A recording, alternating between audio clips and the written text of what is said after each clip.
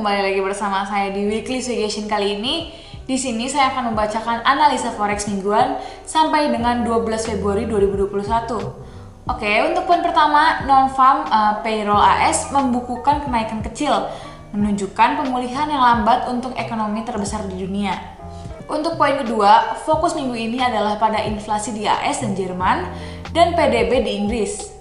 Untuk poin ketiga, emas cenderung bearish dan sedang berada dalam fase koreksi. Secara teknikal, emas masih berpotensi kembali bergerak turun ke kisaran 1806.30 sampai dengan 1784.93. Inflasi zona euro secara tak terduga menguat di bulan Januari dan inflasi utama naik menjadi 0,9%, sementara IHK inti meningkat menjadi 1,4%. Dan pesanan pabrik Jerman turun menjadi 1,9% dan penurunan pertama itu dalam 8 bulan.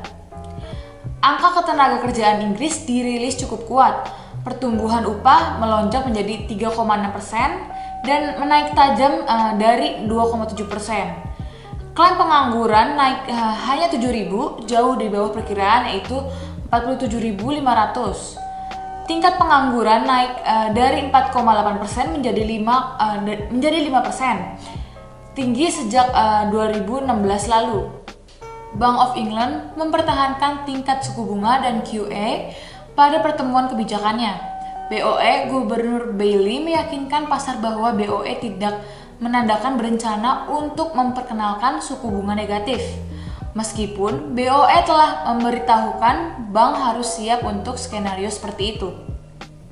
Untuk non-farm, payroll AS mengecewakan dengan kenaikan sebesar 49.000 yang bahkan tidak mencapai perkiraan yaitu 85.000. Pertumbuhan upah naik sebesar 0,2%, turun dari 0,8% sebelumnya. Ada berita yang lebih baik dari tingkat pengangguran, yaitu yang turun dari 6,7% menjadi 6,3%, level terendahnya sejak Maret.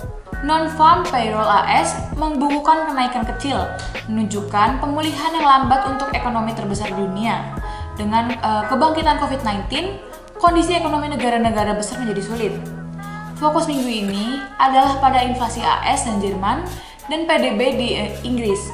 Berikut ini beberapa data penting yang akan dirilis pekan ini, yaitu CPI Jerman pada Rabu jam 2 siang waktu Indonesia Barat.